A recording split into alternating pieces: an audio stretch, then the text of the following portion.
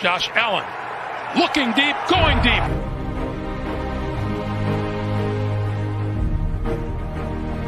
To me, talking about the Bills, what else would you rather be doing? We're hoping to add a new dimension to the Cover One network. Slings it deep downfield, and it's caught inside the 20. Right now, I just want to talk about this championship level. I've never had a championship caliber team to talk about. I want to focus more on the storylines each week. What are the big stories going on with the Bills? What are thoughts, commentary? How do these things impact Buffalo? Deep drop. Deep throw. And it is hauled in for the touchdown. Allen deep to the end zone and caught for a touchdown. Play action. Allen. Deep downfield. Wide open.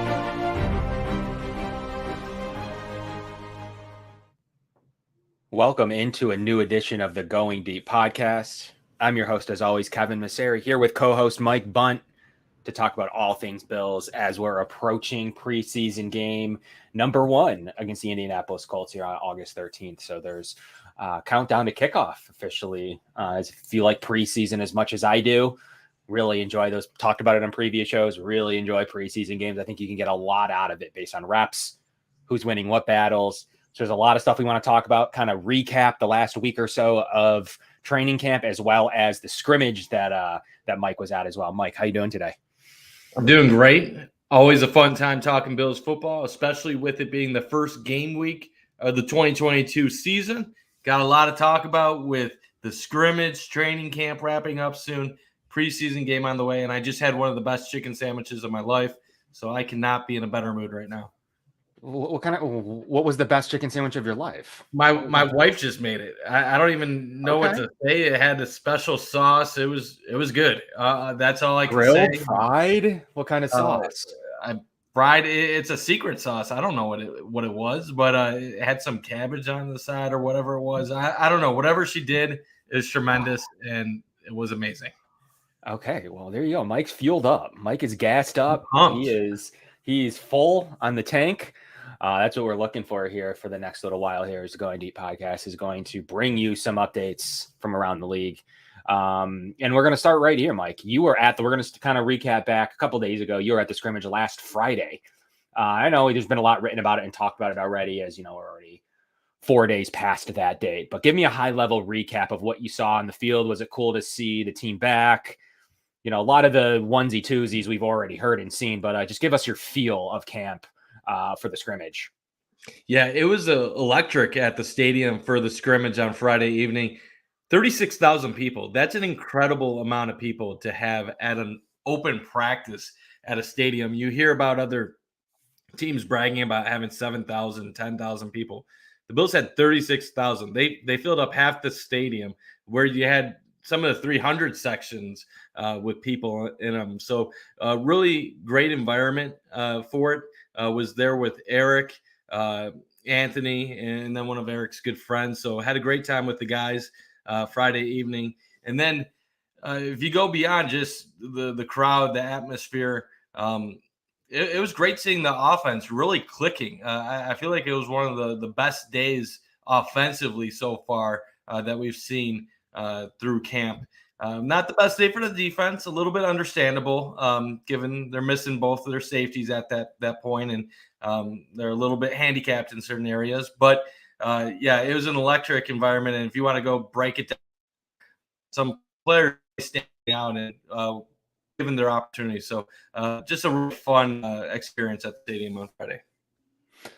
Yeah, and I mean, this is the offensive performance you're looking for, though. Like, when the pads come on, when push comes to shove, literally, the offense always seems to show up. I mean, it's just the truth. They play in big games. You know, they have some lapses at times, but the offense always seems to show up. And you heard about plays across the field. You saw some good Devin Singletary runs. You saw James Cook get involved a little bit. You saw a little bit of the entire Khalil Shakir kind of steal the show a little bit from everybody else. So to me, it's a matter of this revolving wide receiver battle that I keep reading about. And I just heard that Jamison Crowder just made a push as recently as yesterday for this role. So is it too little too late? A lot of people say that Isaiah McKenzie only has a few days or practices or even games left from sealing that slot role. So, I mean, the offense is what you want to see right now. I do believe that, like, we heard a little bit about how the defense was ahead. This is about the time in camp where you do want to see the offense kind of start to take over as the offensive line comes back in the fold, with Roger Saffold being a main portion of this. That was good news. Rick Ryan Bates as well, getting back into it. You got Morse, who's ready to go as ever, Dawkins, and then you got that right tackle battle, which is interesting to me, with Spencer Brown being listed out second on the depth chart.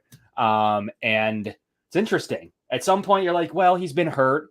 Got to take a little bit from that, though, Mike, as he comes in at the second team unit to start off camp, or to kind of in the middle of camp. So there is a little bit to that, and it isn't just, well, he's been hurt.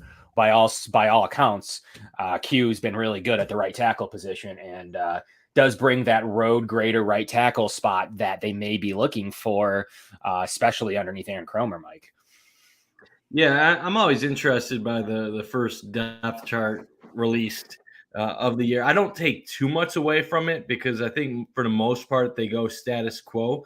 But there are certain things that stand out that are worth looking at. Spencer Brown being behind Quessenberry, I think that's an interesting thing. I expect Spencer Brown to be the starter when games matter, but Quessenberry is no pushover. He's a solid player with starting experience in the NFL. And Spencer Brown, while very talented, tremendous Raz player coming out of college, and a ton of potential, it's not like he lit it up last year in his rookie season. He was okay. He was decent, but he's not the superstar that some of us project him to be at this point in time yet. So if Quessenberry ended up starting the year, would I be surprised? Yeah, but I wouldn't be concerned. I assume it's going to be Brown's job eventually, but we'll see what that ends up being.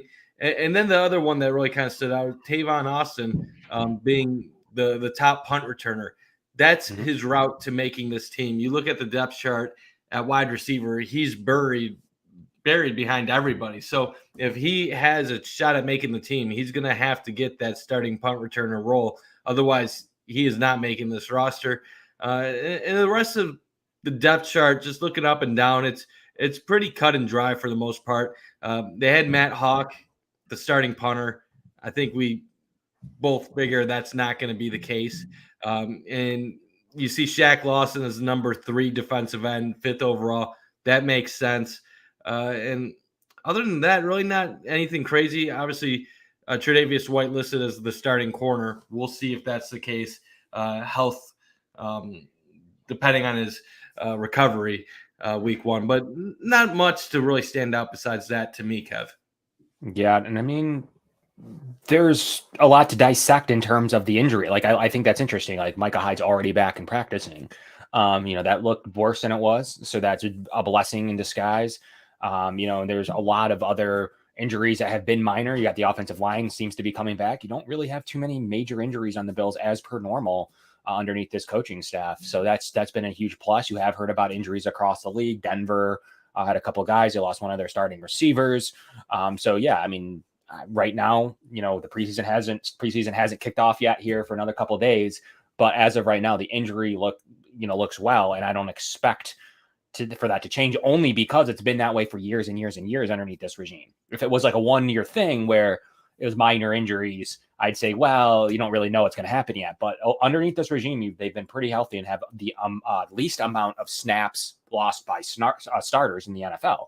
So that's a huge portion to me that, like, hey, they're staying healthy, and it's not just a 1-game thing. It's over the course of 3 years. They've stayed fairly healthy. And certainly they select players that do have good injury histories. Is there something to the injury bug? This player's hurt all the time. I don't know. That I would venture to say Brandon Beane buys into that. The second that he thinks someone's injury prone, he lets him go. On and off the field, like, forget the off the field stuff with Cole Beasley. He's shown to be hurt at times. He does play through it, but has let the injuries affect his play, though.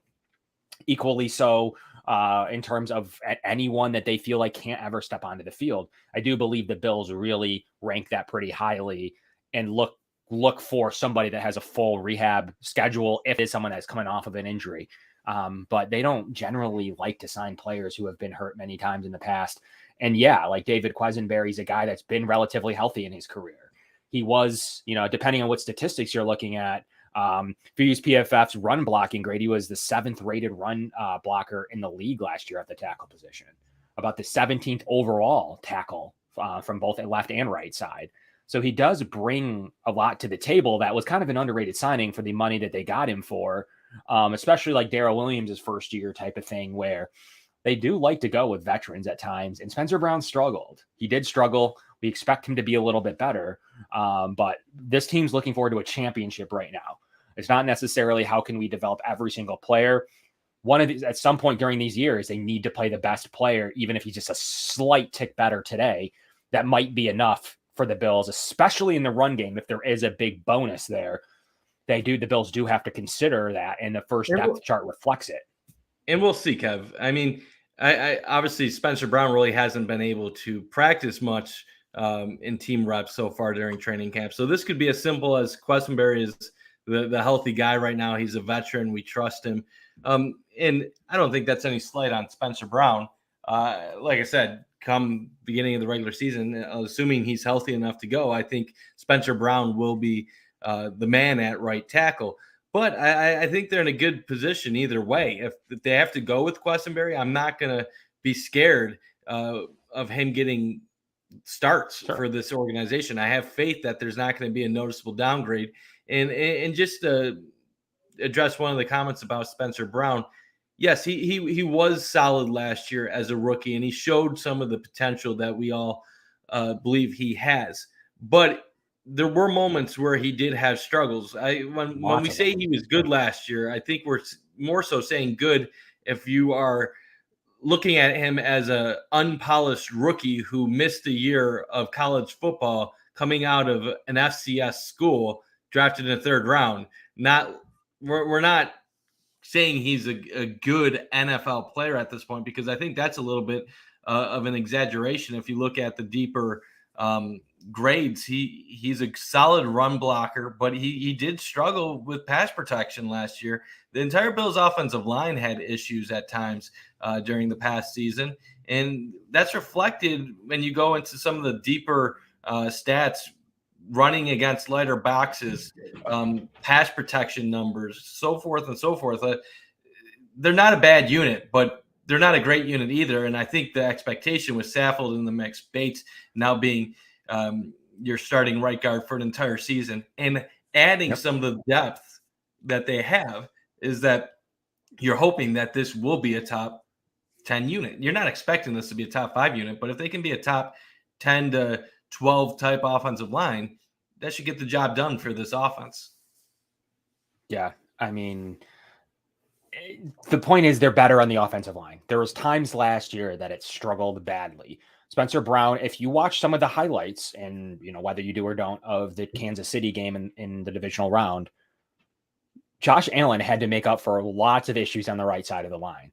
And it's no mistake that they're potentially looking to upgrading both of those spots. They messed around and changed both of those right tackle and right guard spots out at times. So we'll see in training camp how that looks coming out into the season. That's the number one thing I'm looking for. And I don't think it's just a lockstep Spencer Brown job. I do believe there's more to it. It's not his job yet. It's not David Quesenberry's job yet. I do believe there's more to it, though. I do believe he has the slight advantage as we approach preseason week 1. And if he plays well enough in preseason and Josh is comfortable with it, I don't think they'll have any reason to not continue that path. And he's been that good. And I've heard he's been really good in the locker room, and there's a lot that he does well. So, Spencer Brown having a player like him and his stature and his ability to be one of the first players off the bench, that's a good problem to have, honestly, for a team that's vying for a championship. That's a really good problem to have, as well as what you're able to do with a couple of other positions that they generally upgraded on, in my opinion, in the Bills offensive line. They really like Ike Butker. We'll see how he comes off of his Achilles injury, but he's definitely a player they like. They've been messing around with Cody Ford a little bit. So we'll see. It's a huge preseason for him to see if he can win one of those backup positions, to see if he can make. And he's got a lot of time with the ones already because of those injuries. So they might have some at least roster plans with Cody Ford in his final year as a Buffalo Bill. So definitely an interesting position. And that's not to mention guys like Greg Mans, who's started and has been okay at the center position, as well as Greg Van Roten, a guy that was pretty decent in New York. Not great, was on a pretty bad team, but definitely some solid guard depth of somebody that you're looking for if you do need to go down to another guard. So there is definitely some play there on the offensive line that I don't believe the team had last year. Certainly not with how poor Cody Ford played. Darrell Williams really still isn't signed. Like, I mean, there's something there. So either he's hurt or no one wants him. So that's an interesting development, how they, moved away from him too, after signing a contract extension. So like, there's definitely some play here. And David Quesenberry is definitely a guy that probably jumped out on many people's boards as someone that you're just kind of like probably a backup, right? Like at times we've heard this backup guard that he was supposed to be. But right now he's a Bills starting right tackle until he changes, until Brown takes it back from him, maybe as soon as next week. But until that happens, he is the day one depth chart starter. And I don't believe the Bills would let injury, because Trey White's still listed as a starter. If Spencer Brown was for sure the lockstep starter, I don't think that the 7 training camp practices he was like individual drills only on would affect the spot on the depth chart, especially as the incumbent starter. That's the big one for me, is he had the job last year. If he didn't, that'd be a little bit different. So it is something to watch in preseason, as this is the countdown to kick off the Colts game. The right tackle position, something I'm keeping my eye on when it comes to the Bills offensive line. I don't even know that Spencer Brown will play. I would hope he does. He is healthy enough to play this weekend, Mike. That is something I'm looking forward to. But this Bills offensive line, when it comes to the offense, that's what I'm looking for. I want to see who dresses, who has a good day. I know we're all going to talk about receiver. It's going to be a trendy topic. We'll probably get into it shortly, but that offensive line, it's their first real live action against players who can actually sack Josh Allen or Case Keenum. I need this offensive line to play pretty well. I don't expect to see Josh. Do you, Mike? Based on he didn't play last year, game based one. on how Sean McDermott's been talking this week, I don't expect to see much of him, but it really depends on philosophy. In the past, Sean McDermott would give Josh a series or two, even in preseason games, and you'd get more time than what you would ordinarily think a coach with a superstar quarterback would get. I don't know. I don't see really a point to putting Josh out there, but I could see maybe a series on Saturday. We'll see about that. I'm fine if it's just Case Keenum and Barkley the whole way. Play Keenum the entire first half, play Barkley the second half, see what you got for the positions where you got battles going on. Okay. Like we just mentioned the offensive line. A battle that I'm really interested in is, how is this cornerback battle going to play out? You got 3 guys trying to go for 2 potential starting spots, depending on the health of Trey White. Christian Benford's getting a lot of talk. It went from being something where a few people were talking about it to now he's legitimately getting discussed as a potential starting corner if Trey White is out to miss the season, battling with Dane Jackson and Kaiir Elam. Depending on who you read and listen to, it sounds like Kaiir Elam is mostly up and down so far, which is going to be expected when you're a rookie corner going up against guys like Stephon Diggs and Gabe Davis. But Christian Benford is getting a lot of praise, and that's exciting for a 6th-round pick to be getting hyped this much in his first professional camp. You're hearing solid things about Dane Jackson, but I want to see how they do on Saturday. And because as much as I have faith in this entire Bills defense, if there's a spot I'm worried about going up against the Rams, going up against the Titans, and opening the year as a weakness, I'm concerned about your top corners potentially being 2 rookies. And was Dane Jackson a 7th rounder back in the day out of Pitt? I'm a little concerned about that. And I know McDermott and Frazier, they can mask deficiencies in the secondary, and you have 2 great safeties behind them that can clean up a lot of the messes, and you got a defensive line that should generate a good amount of pressure that should be able to help them out a bit. But that's asking a lot for Dane Jackson, Christian Benford, and Kaiir Elam to defend Cooper Kupp, Allen Robinson, and the different weapons that the LA Rams bring to the table. Yeah. And yes, some did. I think a few started last year, preseason game 1. I have to pull the official stats, but I do believe they do see some. Depending on who. I'm aware that Dane Jackson is in his 3rd year. I was talking about Benford and obviously Elam being the rookies. I know Dane Jackson has some time. I'm just talking back to when he was drafted in the late rounds. Yeah. I get what you mean. The talent profile of 2 rookies and then a talent profile. I mean, Dane Jackson's amazing against the run. He's a great run stopper, but he's been exposed. I mean, the Bills have a really talented receiving room, but every day I see him fall down. So at some point, it's a good battle, but the cornerback is a great position to test out in the preseason. And then Nick McLeod to safety. That's an interesting one. People pretty much had his roster spot locked up as like the 6th the final cornerback, but maybe that versatility will earn him a spot on this roster. But Nick McLeod being listed on the depth chart as a safety is something that's pretty interesting to me. So we'll see what it looks like. Dane Jackson is definitely somebody that stepped up and played well, but I think the deficiencies at the corner room in general, and most know me as a not Levi Wallace guy, really cost the Bills late in the season. Most notably, one specific game, they couldn't even come close to the team speed of the Chiefs, and hence why the Bills went out and made some moves to match that team speed. But Dane Jackson was the issue, and now you have Tyreek Hill twice a year, so there's definitely some issues. And we're not talking down. We're not talking down to Dane Jackson. He had a chance to win the battle last year with Levi Wallace and didn't.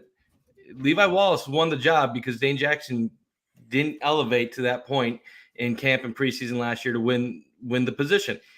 He is a success story to this point in a similar way to Levi Wallace. Levi Wallace, obviously undrafted free agent, but Dane Jackson being a late round pick and having the success he has is a success story. And we're hoping that he can obviously elevate it to another level, but he is to this point an unproven young player. He has not earned a starting role in the NFL at this point. So I wouldn't say it's talking down a player. It's more waiting for that player to step up to prove himself, given the competition and role he's going to have on this team. Dane Jackson did a quality job given the spot he was thrown into last year. But let's not pretend that he was a top-tier starter. He was a serviceable starter that filled in admirably when asked. Now we got to see if given the opportunity, can he do that over a full season? Because that's how you get judged, not based on a few games, but how you can do it over the course of a full year and then repeat. Same thing with Ryan Bates. It's not guaranteed that Ryan Bates is going to be a great right guard for the Buffalo Bills.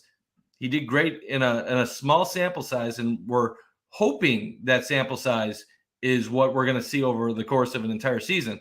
But you can't jump the gun on 3, 4, 5 games. It's a good sign, but we have to see it over a longer period of time before you just trust that that's what it's going to be. And the Going Deep podcast is obviously a proud sponsor of Underdog Fantasy, one of the coolest platforms. Once again, I know we shout it out each show, but one of the coolest platforms I've been on, kind of like Sleeper. You do have a lot of options for drafting, a lot of different game modes, a really fun fantasy platform to kind of supplement any other leagues you're doing out there. But they will match up to $100 of your first deposit. Play those season-long fantasy leagues if you're looking to add a league to your repertoire, and a couple other best ball games and a lot of other fun things going on at Underdog Fantasy. Use promo code COVER1. They'll match up to $100 of your first deposit. Please take advantage of that. I mean, it's literally free money to go ahead and play some fantasy that you're playing with house money and the ability to win big on Underdog Fantasy. So one of my favorite things, and we're Cover One in general, is a proud supporter of the Going Deep podcast of Underdog Fantasy. So get out there and try it out. Awesome stuff from across the Cover One podcast network. Please smash the like button. As always, follow us. Please rate us on Apple Podcasts. That means a ton to us as the Cover One podcast network is growing. And look out for those giveaways for the One Pass memberships. Really great shirt, really great premium content from some of our great writers. And just the Slack channel's always popped off. And you can join some of those Underdog Fantasy leagues and other stuff, fantasy leagues, sleeper leagues that we do in general too. So definitely take advantage of one pass. And Mike, I think that one of the more interesting kind of stories that I don't know if we definitely didn't start it, but definitely had a good communication and a good conversation around last episode, which brought some spark and some fire and some extra minutes on the show, was the Odell Beckham Jr. story. And I want to talk about this before we get back into the Colts game. Some other things I want to look for down the road. So we'll get into the Colts game a little bit more in a second. But Odell Beckham Jr. is definitely heating up. And it's definitely an interesting story There's smoke. I felt the smoke before. And, when an ex-player, and in this case it was, ex-Bills receiver Andre Reed, mentions to a player like, hey, the Buffalo would love to have you, and the player was interested. And, ex-alumni don't really have anything to gain by by fueling the smoke. So I definitely thought there was something there.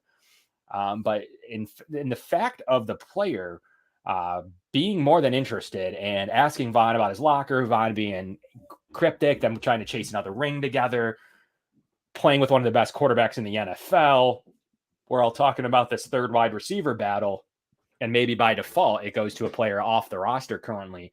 But to be able to add that kind of talent to Gabriel Davis and Stephon Diggs, I mean, it's just unmatched. And I know a lot of people are like, well, there's Jamison Crowder. I think I saw a tweet, and I can't believe I saw this, that Jamison Crowder was better last year. He was hurt and on the Browns and then traded and then was ridiculous in the Super Bowl.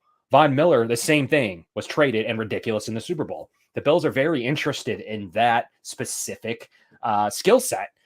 Quite frankly, yes, the Bills should have beat the Jaguars and would be great to beat the Jaguars in that setting almost every single year. Can't lose that game. But where the Bills really care about is in the playoffs when they need to make another play. I can't blame the offense, but the offense was still stagnant in the first. They were decent in the first quarter. They were stagnant in the second quarter. Like, there's definitely gaps in the offense that could have, yes, it shouldn't be their fault, but they could have done a little bit more, in my opinion, especially in the first half of that football game. And even into the third quarter, really were dynamite for 1/3 of the game, like absolutely unstoppable. But there's still 2/3 of the game where they were wishy-washy. And someone like Odell Beckham Jr. could take the Bills to the next level. And the Bills are more than interested in a player like that. And Mike, we kind of talked about it last episode, but now that you've had like a week to think about it and more smoke, not less smoke, has come out, what are you thinking? Yeah, I almost shared all the stuff that we talked about last week once Von Miller started recruiting OBJ, just to say we were talking about it, but I'm all for it. I think it's a little premature to be talking about it right now because I don't think OBJ is going to sign with anybody until he can pass a physical and actually get to the point where he starts getting close to being on the field. And it doesn't sound like he's anywhere close to that point at this time. I understand the argument, get him acclimated with an organization, a playbook, get him around a team. I think this is a move that will happen more in October than it would in early August.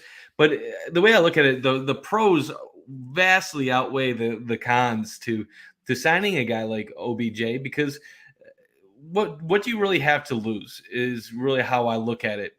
If you sign him and he doesn't work out, you just get rid of the guy.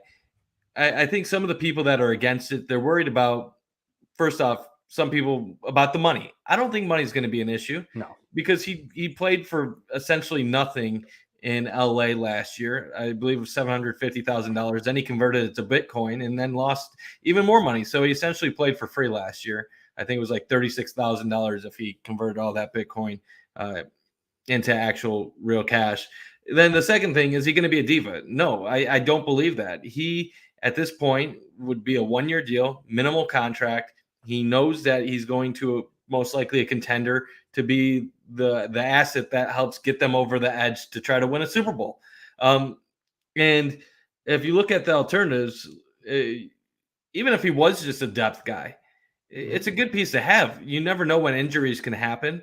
And it's good to have that guy that has a tremendous upside whenever you do need to call on him to step up. A lot will depend on his injury, how he recovers from it. But assuming he is healthy enough to go, there's just too many pros to avoid it, at least in looking into it. Now, how big of a role would he take footballs away from Stephon Diggs or Gabe Davis? I don't believe so. And the one thing we talk about the injuries, Robert Woods got hurt after the Rams acquired OBJ, and OBJ is what helped them stay afloat on offense.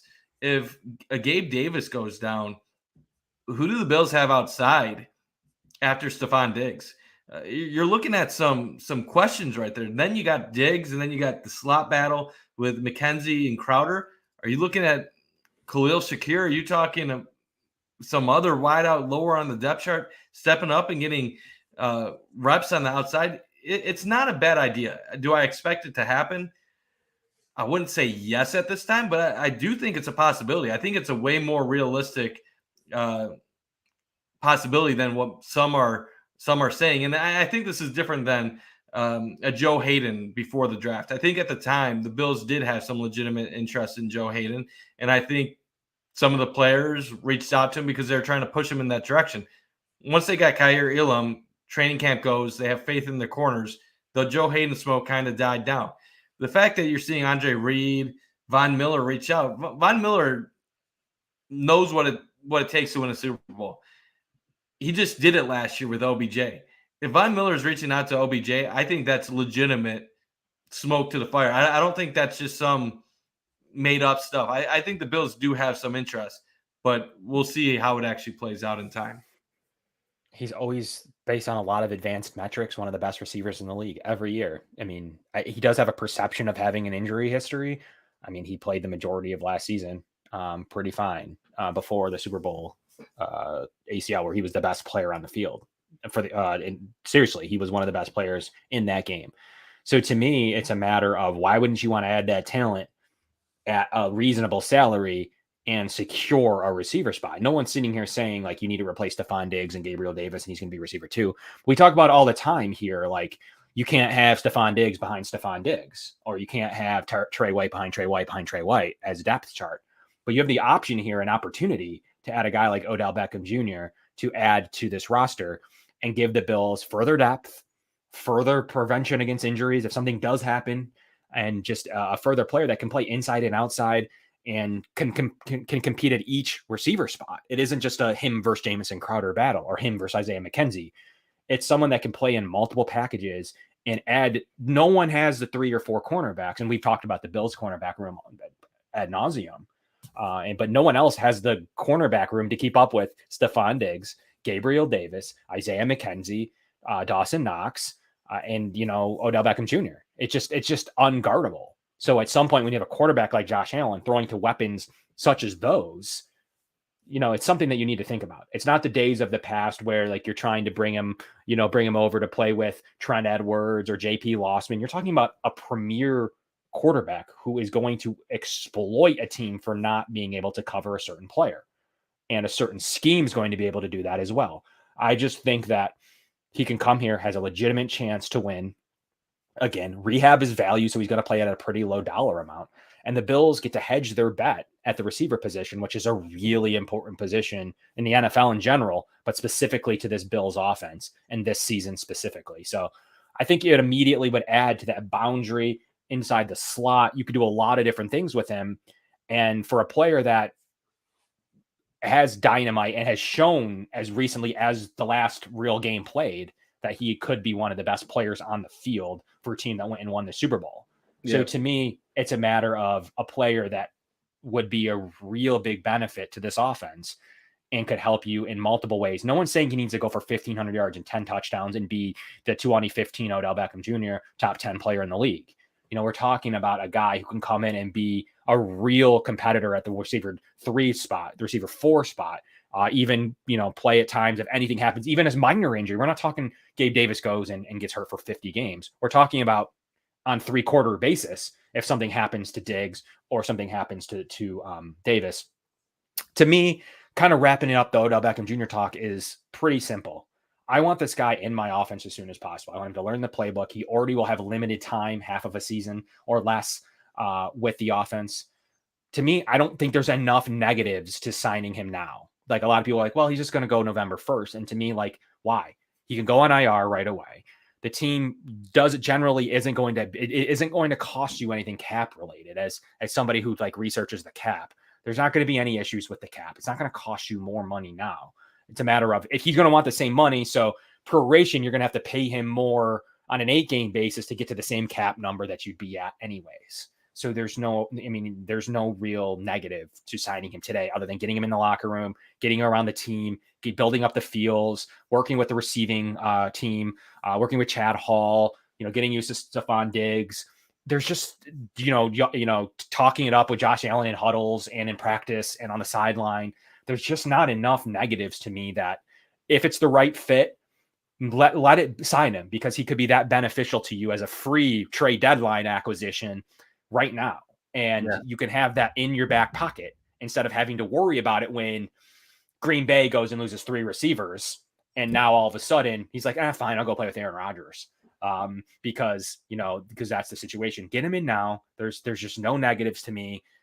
The roster gymnastics you'll find anyways. So if you're worried about this roster spot on that you have to cut and then sign somebody the next day, they do it anyways. Like Jake Kumaro or, whomever will do it. So it's not going to be a big issue to where we're like worrying about like nickel diming the 53rd man roster, who they'll have someone designated that they can cut, and then they can throw Odell Beckham Jr. on the 4-game IR and have him ready. Mike, it makes too much sense to bring him into the offense now, get him used to his teammates. I don't find the benefits of the two week, however many weeks out we want to wait to sign the guy. And to me, I think Odell Beckham Jr. would mean 7 receivers. It would mean 6 to start with, but I do believe that would mean 7 when he's healthy. And then you inactivate players. Then the great thing about the inactive list is you inactivate players on game day anyways. So whether it's receivers or not, certain amount of players can't play. So that's why, you could have an inactive receiver each week. And quite frankly, then you could work in the punt returner. You could see, work Khalil Shakir into the punt returner role and not need to use a roster spot on returner. So Odell Beckham would be, in this scenario, would be the 7th receiver on the Bills roster and 6 for the first half of the year, though. So that's kind of what I'm thinking, Mike. I do think that there's enough value for a playoff team, for a Super Bowl team, to want to add this guy now, today. No worries. Have him in the system. Want him to hit the ground running on October 31st, right? Yeah, it makes too much sense not to at least inquire about it. Who knows if OBJ wants to be on a team right now? Some of that might be up to him more than a team. If he wants to sit out and enjoy himself while rehabbing for a little bit, that's totally his decision. But it makes too much sense. Like this comment right here, it's a solid insurance policy. And with the Bills type of offense, how much they throw the ball, there is enough footballs going around to where if you're a 3-man like OBJ, you're still going to get a good amount of targets, and that won't kill Stephon Diggs, won't kill Gabe Davis. You'll still have your slot guys getting the ball.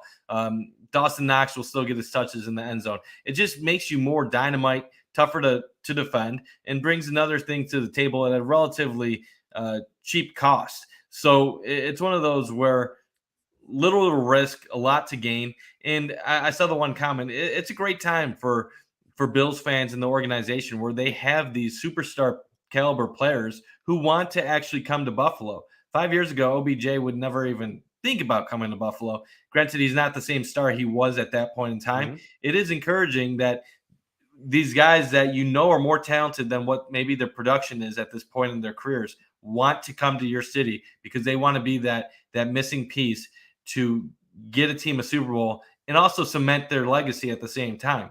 OBJ is borderline Hall of Fame player depending on how the rest of his career goes. He has the numbers early on, but as his numbers start to regress, he's going to need success beyond just individual stats. Winning a Super Bowl last year was huge for his legacy. If he can come to a team like Buffalo, win another ring, help cement that legacy even more, that's only going to go further to make him remembered as one of the great wide receivers of this time period. And he has a great opportunity to come into a pass-happy offense, learn the team, learn the unit, learn everything to do with it, and be ready to hit the ground running as soon as possible. Sure, there's a scenario where a player like him could sign like right after cutdown day to get on the IR and whatever. I don't know. I still don't think there's enough benefit to, if he's the guy you want as your insurance policy that you think can come in today, there's still not enough negatives to me to not get that done as soon as possible, and quite frankly, put in an insurance policy up ahead of time before the season starts, just like you would anything other insurance policy before something happens, would be the move to me. And that's why you would want that player to be ready. And quite frankly, you're feeling pretty good if you have to go to Odell Beckham Jr. late in the season this year for a championship level team. I think it's a no-brainer. In other scenarios, maybe not. I do think it's a no-brainer in this scenario. Not enough negatives, and certainly not enough negatives to do it today. So as we talk about today and the Colts game specifically, I was going to bring on my guy Cody Felger from Bring the Juice podcast, one of the best Colts podcasts I know of. Like, they absolutely crush it. Really big YouTube. Check out their show sometime. They will be a competitor to the Bills this year. So all my YouTube people on here, check out Bring the Juice podcast, BTJ, with Cody. Has been really great. And Derek, I believe, is his co-host. They do really great work and really great. They've been on our show before. Usually would have them on a regular season appearance. I was flirting with it, Mike, but I didn't know if we wanted to get too deep into the game and what the Colts will be doing and who we should watch on their end. Some of that's a little bit interesting. I mean, only because they're a competitor, though. It is a team that I do expect to be around with that running game and how well they play at times, especially maybe a tick better than with Carson Wentz. So there's going to be some interesting moments out of Indianapolis. But I did just determine we won't have him on, but it is a great podcast. So check out them over there on the Colts side. And they're probably talking some big things they're looking forward to in this game. But to me, Mike, kind of to sum it up, to kind of look at this game, and I know we're going to take Mike's first answer out, no injuries. Okay, check. Generally, you don't need to worry about that because I don't expect many starters and spotters to go too long in this game. So we can already kind of push that to the side a little bit. But as you actually watch this game, are you looking for something specific? Are you watching the punters? Are you watching the holding? Are you watching the O-line? Kind of to put everything into perspective, and we kind of talked about a lot of position groups, Mike. Give me something or someone that's the most interesting to you come Saturday. Yeah, there's quite a few things I'm looking forward to this weekend. I want to see how the rookies look in their first NFL game experience. I want to see how Kyer Elam looks lined up against an opponent.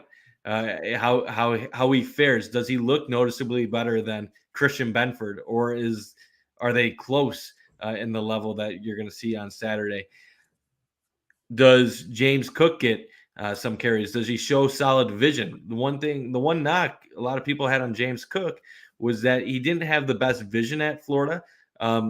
Sometimes not the best pass blocker, which could be a liability if he's on the field as a pass first running back, because then it can become pretty easy for defensive teams to know how to attack the Bills. So I want to see how James Cook fares in his first NFL experience. Terrell Bernard, I think he has shown a lot of potential so far in camp with the Bills, and you're just hoping that some of the stuff that you've been seeing so far translates into a real live game against an opponent from another city.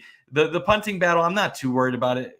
It sounds like Ariza has been better than Matt Hawk during practice lately, and that he has an advantage, but you don't want to see him choke in a game where he shanks 125 yards. You need him to perform when it matters. And then outside of that, just some of the different matchups on the field. How does the Bills' offensive line come out on Saturday? Is Quessenberry going to get the start? Are you going to see Spencer Brown at all? Does Roger Saffold get any time after missing majority of camp? Defensively, how does the defensive line rotation look? Who gets good time? Are they going to have any pressure without really having anything exotic? And so for the most part, mostly focused on the rookies and a few position battles. The wide receiver battle, McKenzie, Crowder, we've been talking at all of camp.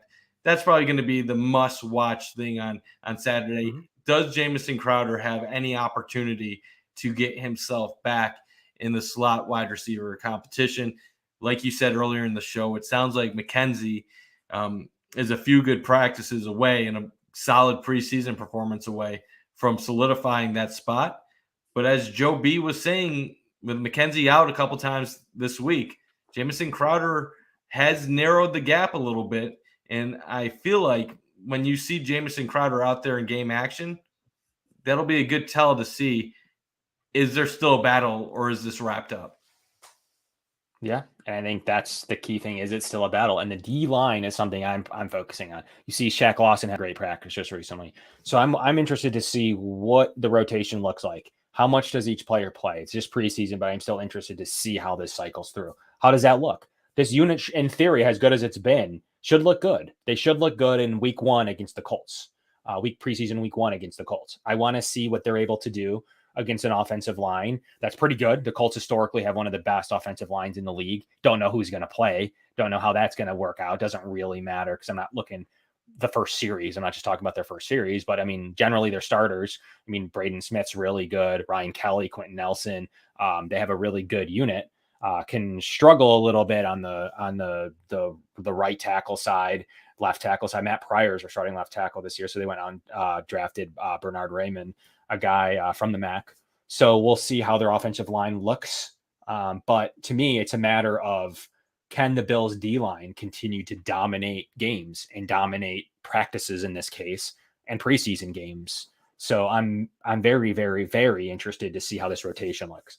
I've heard from by all accounts, from everyone that's been there, from national reporters, local reporters, internally at Cover One, we're talking about guys that have just been wrecking havoc. That unit's been that good. I want to see it. I want to see how this looks at Oliver. I want to see, if he plays, but I want to see, more importantly, the twos. The twos are what's interesting to me. I want to see this AJ Epinesa. I want to see this Boogie Basham.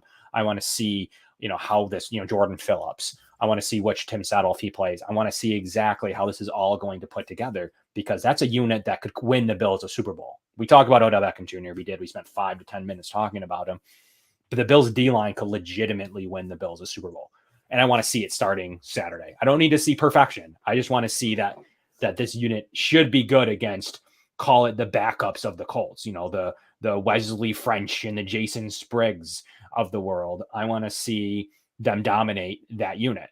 That's straight up, Will Fries, Dennis Kelly. These are the names you're going to hear on Saturday. And I want to see the Bills absolutely annihilate them, because the Bills D-line should be ahead of that unit. If you take out Quentin Nelson and Ryan Kelly, the Bills D-line should be ahead of most players on the Colts offensive line. And I want to see it on Saturday. So that's the number one thing I'm looking for. Who should benefit from that, Mike? Well, if the Bills D-line preseason or not is playing good, the Bills cornerback should show some flashes.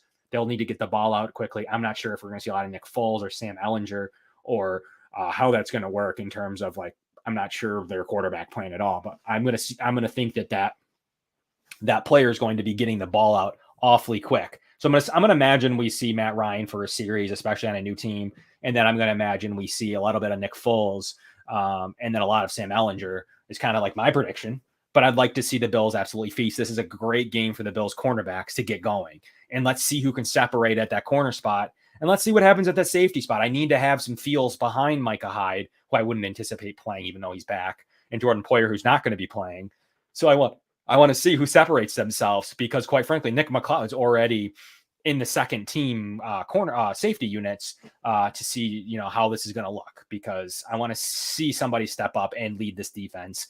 And a lot of Terrell Bernard, I expect too. So very interested to see that, especially with Bernard listed as the backup middle linebacker, which to me, by all accounts, wasn't what he was supposed to be playing when he was first drafted, because everyone's like, well, he's a Matt Milano clone.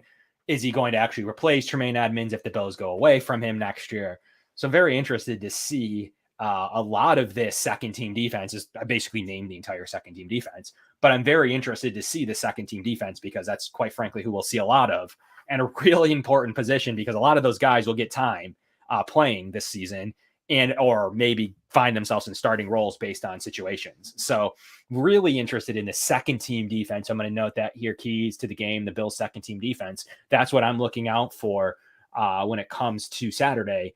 And I'm sitting in the middle of the second quarter, and I'm like, well, people are like, why do we still watch this stuff? Because I'm watching the second team defense, and I'm seeing how it can feast from these final roster spots. And the return game is interesting to me. Returners can make the team on Saturday or the future preseason games returning the ball. No better experience. You're not even going to get another experience. So to me, that is one direct unit that you can make a team on. It's not like running back where you play good in the fourth quarter, you make the team. Returner, you can make the team by having a good preseason, and most notably in the only real setting you have to return live kicks and punts. So I'm interested to see, can Tavon Austin take this thing?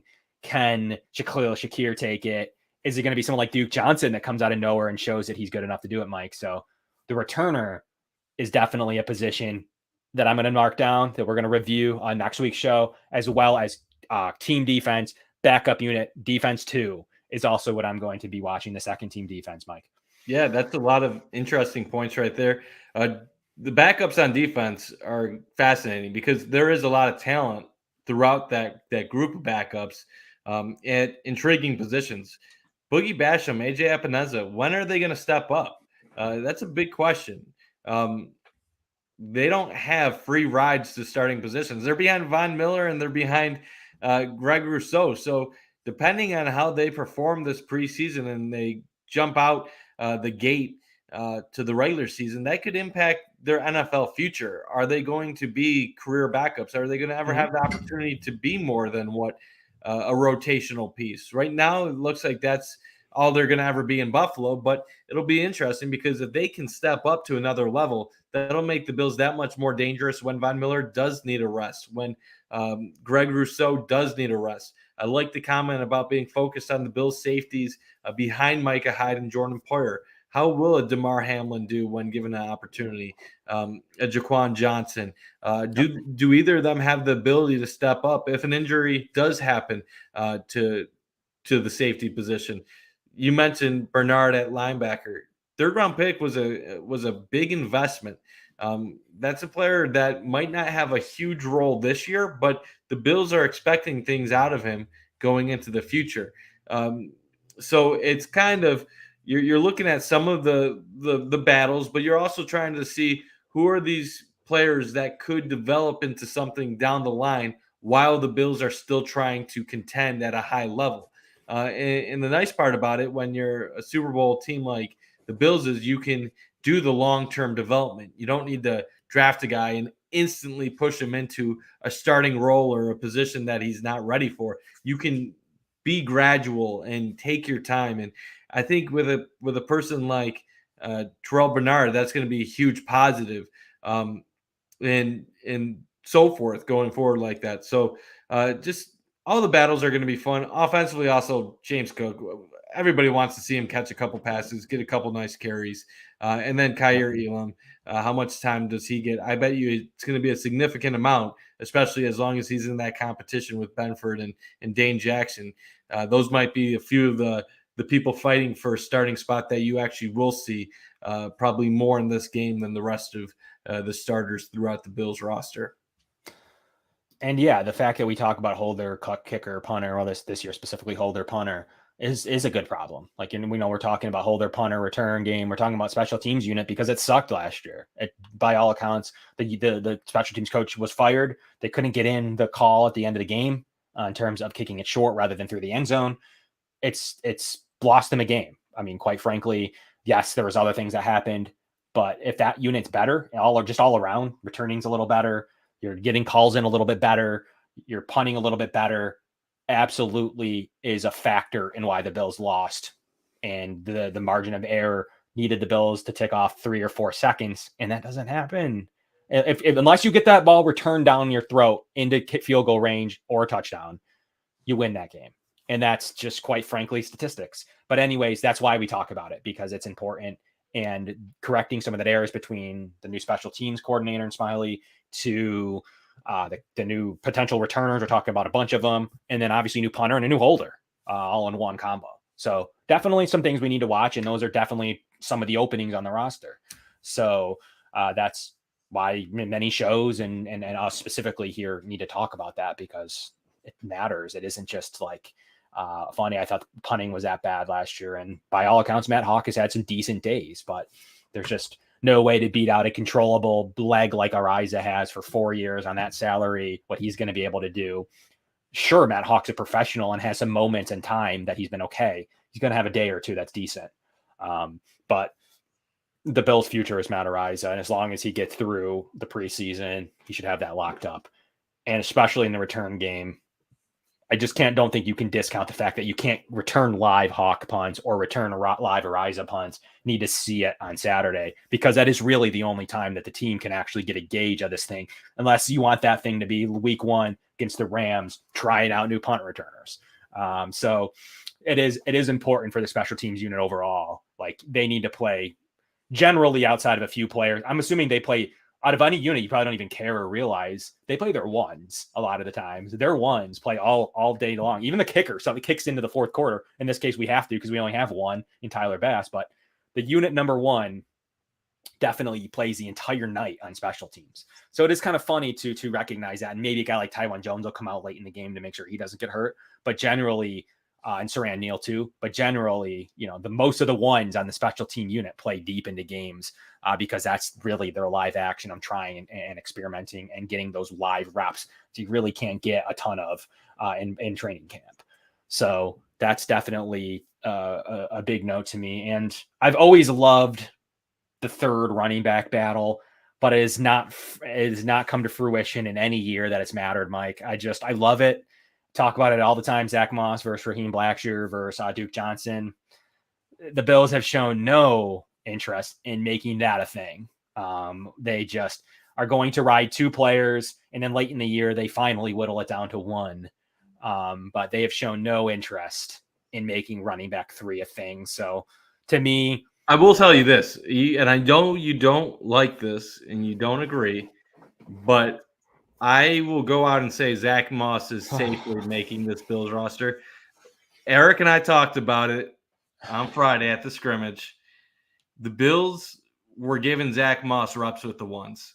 They weren't, and he got quite a few reps. He wasn't getting reps as just the backup.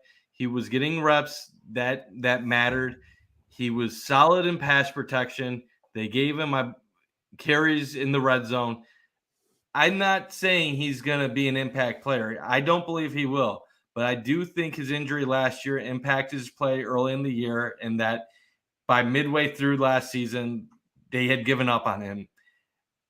Obviously, James Cook is going to be a big factor.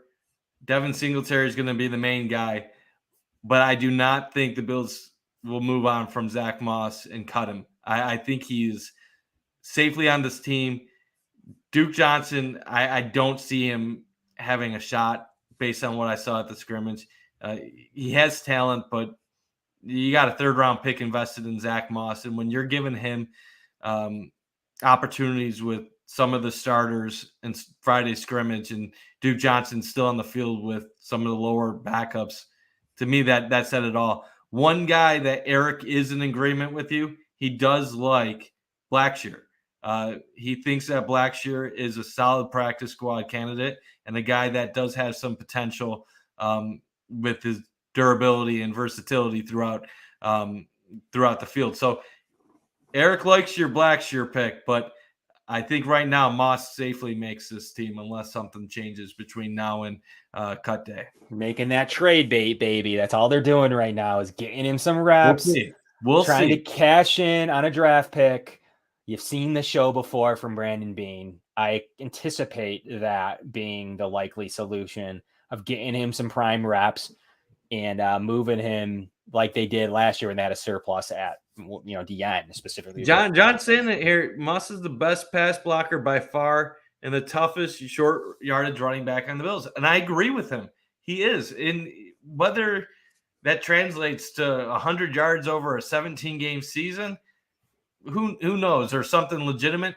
But Moss does have a skill set that some of the other running backs on this team currently don't have. You can use Moss in some physical short yardage situations. And the pass blocking is a plus. James Cook, Anthony was sharing a rep from Friday scrimmage where I believe it was Terrell Bernard just blew him up. Cook is going to have to – he's going to obviously see the field a ton, but there's some areas he's going to have to work on, and Moss does have some strengths. Moss is okay at catching the ball out of the backfield. He's not a James Cook caliber, but there's a reason he was a 3rd-round pick. one bad year isn't a reason to necessarily give up on him at this point. Maybe they are using this as an opportunity to build up his trade bait and try to get a 6th-round pick out of him. But I still feel like there's a possibility of him having a role on this team. Even as a 3rd stringer, every once in a while we've seen over the past couple of years where the Bills have relied on their 3rd string running back for a couple games. Even with Breida, they gave him a few opportunities last year. So even if Moss is a 3rd stringer, I'm not going to expect much, but you never know when that 1 or 2 games he'll need to step up where you're going to be thankful it's him rather than some no name off the street. I got a question about Zach Moss. I'm going to quote the talented and one of the best analytics people ever in Billy Bean. And I'm going to quote, if he's a good hitter, why doesn't he hit good? And that's my comment for Zach Moss. If he's good at short yardage, why isn't he good at short yardage? Because quite frankly, we saw some fumbles on the goal line last year. We saw a fumble and short yardage going out of the end zone last year, fumbling. If he's a good short yardage back, then why isn't he a good short yardage back? That's really why is Josh Allen taking quarterback sneaks? Why are we not? I mean, we're going to blame the offensive line, I'm going to assume, but I don't know. That's always going to be my rebuttal to anyone that says Zach Moss is a good in short yardage. Well, just now, just last week, like when he had a bum ankle.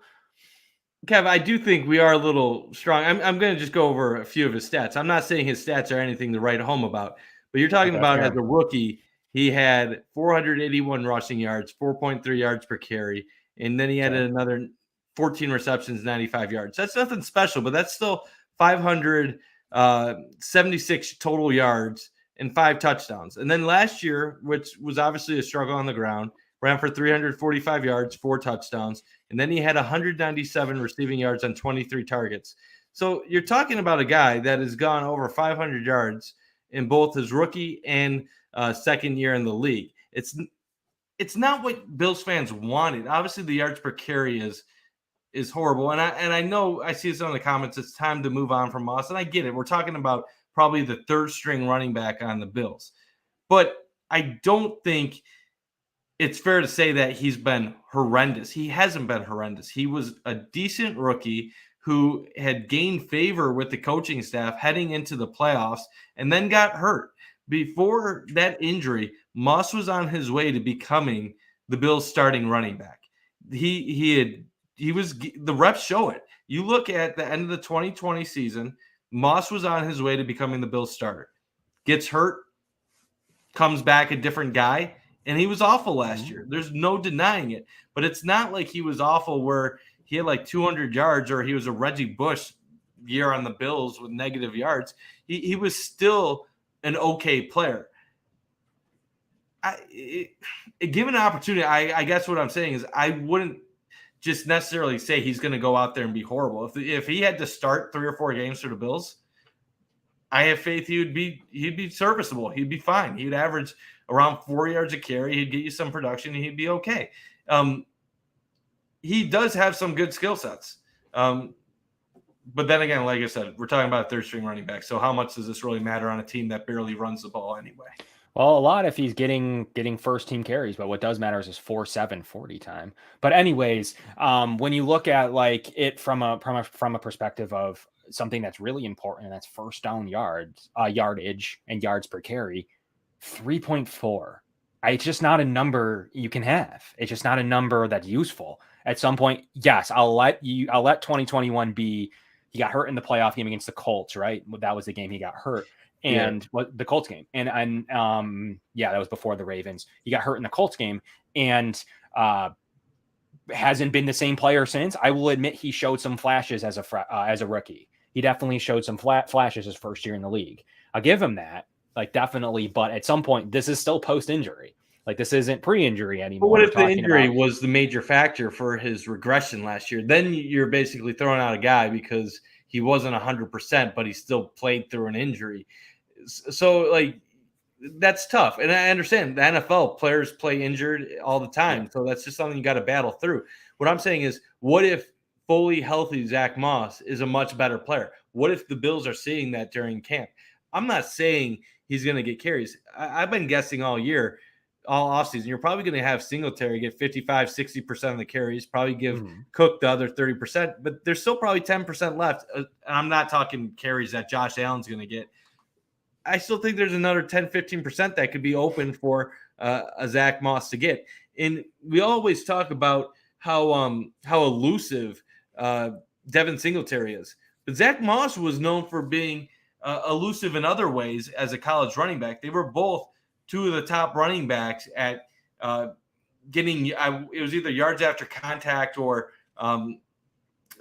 getting past. I forget the stat off the top of my head, but Zach Moss had very good numbers that were similar to Singletary in that regard in college. They did it different ways. Zach's obviously a more physical guy, while Singletary is more of a little jerky type where he can bounce around. But I'm not done with him yet. I don't want them to move on. I understand you want them to move on. It's not going to really be a conversation that really matters once we get into October, November, December. But I do think the Bills like some of his physicality. I do think short yardage situations, they're hoping that there's some upside that they don't have to have Josh Allen consistently do a QB power. Never been good at it in league play. We'll even in his rookie year wasn't good at short yardage. He actually showed more burst than I thought. He wasn't very good in short yardage, and I don't anticipate it changing. And to someone who said he was a good pass blocker, he was one of the worst rated pass blockers in the league last year. Only Jonathan Taylor, DeAndre Swift, and Alvin Kamara were worse. But we're talking about last year. I understand why we're talking about last year, but if he wasn't fully healthy, that plays a role. Okay. We'll see. Let's be real. How many times do you hear the Bills barely mention somebody on an injury report, and then they have a 3-week, 4-week stretch where you're like, what happened to this guy? Only to later find out, oh, they were playing with ribs that were screwed up. Like if you were just looking at Cole Beasley the last 2 seasons and you looked at his numbers in December, you'd be like, what happened to Cole Beasley late in the year? Well, he was playing with screwed up ribs. That's why he didn't produce. But you're not going to know that because the Bills were sneaky with the injury reports. That's what I'm trying to say. I know this is a pointless argument that's not really necessary, but sometimes players are going through things that you don't really know the severity of, and teams aren't going to be completely honest with it because they don't want opponents targeting it. I know running back is a very minimal position of importance compared to what it used to be in the NFL, especially with quarterback being king, offensive line playing a huge role in running back success, and wide receiver and tight end being more important. But all I'm trying to say is if Zach Moss was playing 80% last year, 85%, that would impact some of those stats that we've been talking about. And that would impact his production. That would impact his usage. That would have a huge effect on everything. Maybe I'm overstating it, but I do have a few connections that know Zach personally. And of course they're going to stand up for him, but they have said stuff like Zach was not fully healthy for the majority of last year. That's going to impact his production. That's Mike Bunt sources inside that his injury affected Zach Moss's production.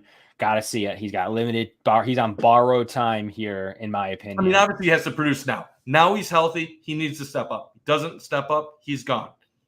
But I think early returns in camp have shown they're still giving him opportunities. I just can't see a single snap taken away from Devin Singletary or James Cook. The Bills don't use their third running back. So even in the scenario where there's 10% of snaps left, they don't even activate the third running back. So they don't ever use a third running back for snap percentage. I don't anticipate that changing this year. And I honestly don't know that, like you've said a couple times, that it matters, but it does if they're using them in taking snaps away from Cook or from Singletary. And to me, like everyone's like, I don't want Josh to take hits. And I'll agree with you against the New York Football Jets. I don't know that I really care about that happening. But when it comes against teams that you need the dub, don't want Zach Moss touching the ball in short yardage situations ever. So yes, at the end of the game, entire fourth quarter versus, whoever, doesn't matter. I don't want to call it anybody's team yet. I don't want to have that bad karma. But to me, I want Josh Allen touching the football. I don't want Zach Moss touching the football. in Tennessee on 4th and goal from the 2-yard line to get a half of a yard. No interest in that. I want my best player touching the ball. And that's Josh shot. That's the time where you can take a hit. It's the other times where Josh Allen shouldn't be taking hits. The time when you need to win a game and get short. He did the play prior. He dove to the sticks. It looked like he broke the plane and then was pushed back as he landed short of the sticks on that play. But Josh Allen, that's what he is. Sharp had a tweet about that the other day where he's about how his take so far, listening to McDermott, Ken Dorsey speak, he thinks that the Bills are going to try to run the ball more and give the ball to the Bills running backs, take it out of Josh Allen's hands. And he was saying he doesn't think that's smart for the Bills because Josh Allen is the reason why you are so successful, because he's your best player. He has that dual threat dimension. Best player. And my thinking is I do think the Bills plan on handing it off a little bit more than they did in previous years. I don't think it's going to be dramatically different. But I do think between the 20s, they're hoping to use Josh a little bit less than what they have in recent years. But inside the red zone, you still use Josh anytime possible because the ability of him rolling out gives you that dual dimension. He could take it himself, and you put your linebackers and corners in limbo. Is he gonna take it himself? Do I have to get ready to take a shot from him, this 6'5", 250 quarterback, or is he gonna throw it right over my shoulder once I go and I commit to the run? So yeah, in the red zone, Josh Allen all day. You want him to run, but yeah, once in a while you're gonna hand it off.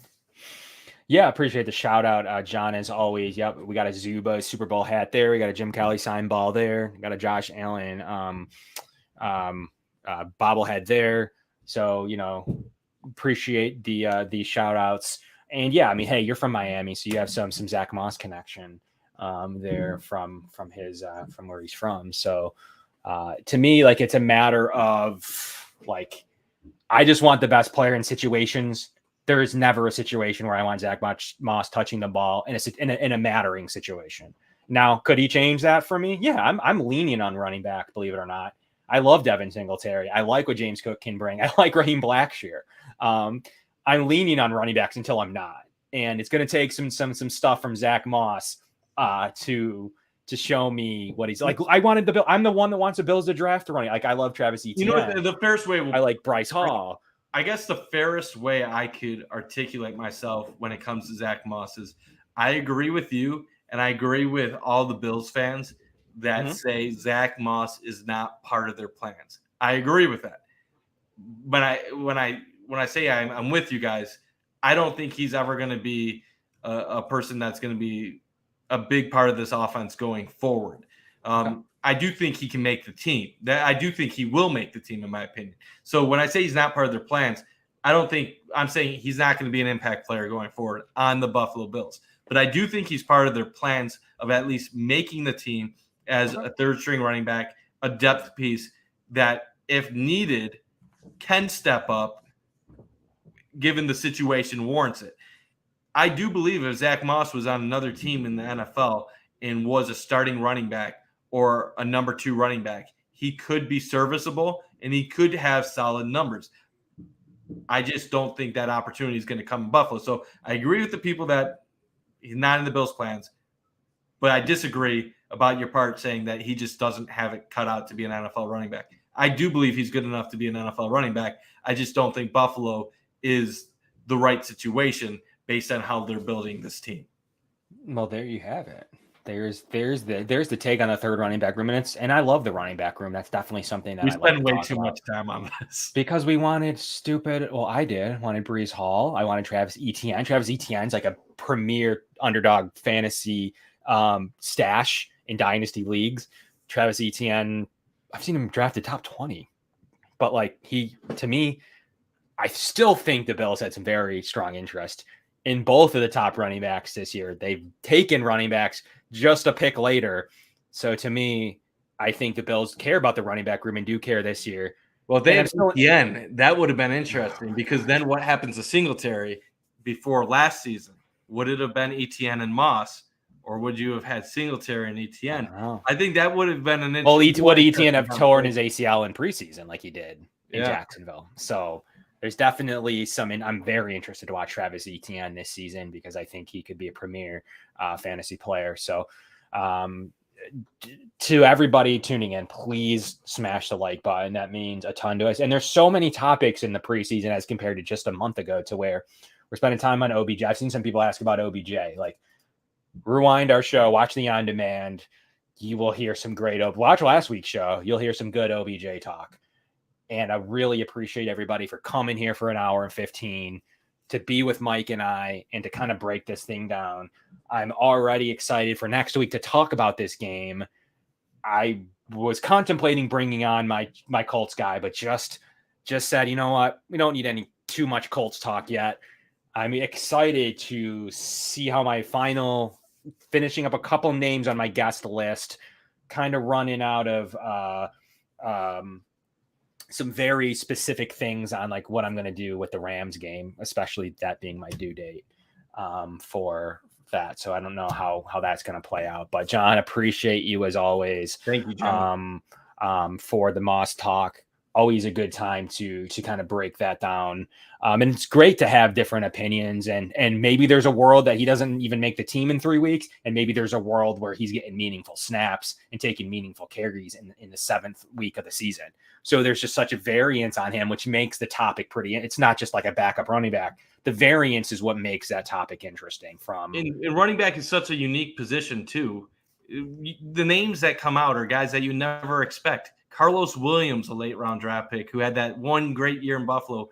Gillislee, who conned the Patriots into giving him what he thought was a starting running back role. So running back is such a Bryce Brown position where you could be a nobody one day and you could be a star the very next day. Probably not going to happen with Zach Moss, but still a fun conversation nonetheless, because I do think it's a talented running back room that the Bills have. Probably one of the better rooms they've had since LaShawn McCoy left the team. Yeah, and running backs continue to con people. Bryce Brown conned Doug Whaley into a 4th-round draft choice, and then fumbled on the goal line. We never saw him again.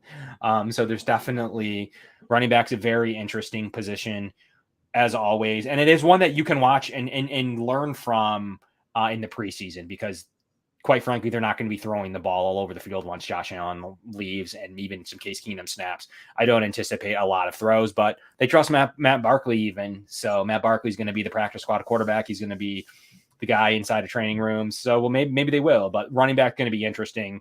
Zach Moss is going to get a lot of carries. Raheem Blackshears, you're going to hear a lot as soon as even this weekend, and probably even some Duke Johnson time. So there is a roster spot to be made there. We laugh about Holder, but there's definitely a roster spot to be made from this backup running back room. And, when there's a roster spot to be had on a team without roster spots, it does equal some good discussion. So as of now, great edition of the Going Deep podcast. Countdown to kickoff, just a few days away from the next time we touch the field. And the first time we touch the field since the 13 seconds to kind of wash that away.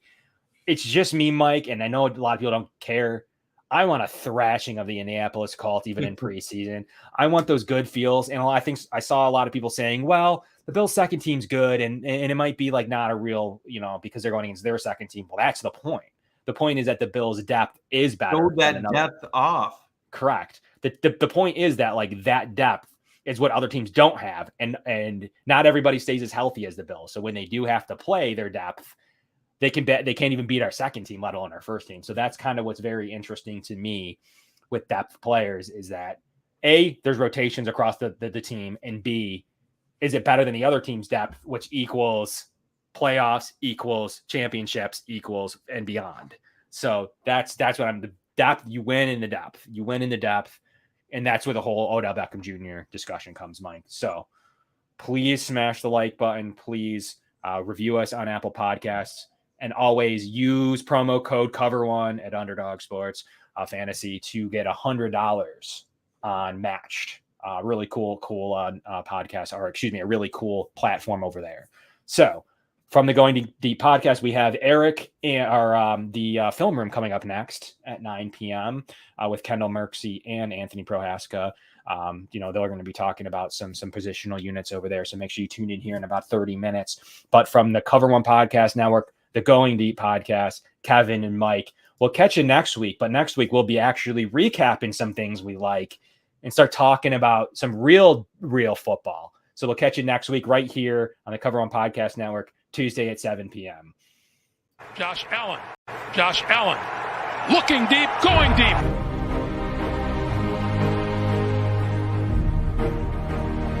To me, talking about the Bills, what else would you rather be doing? We're hoping to add a new dimension to the Cover One Network. Slings it deep downfield, and it's caught inside the 20. Right now, I just want to talk about this championship level. I've never had a championship caliber team to talk about. I want to focus more on the storylines each week. What are the big stories going on with the Bills? What are thoughts, commentary? How do these things impact Buffalo? Deep drop. Deep throw. And it is hauled in for the touchdown. Allen deep to the end zone and caught for a touchdown. Play action.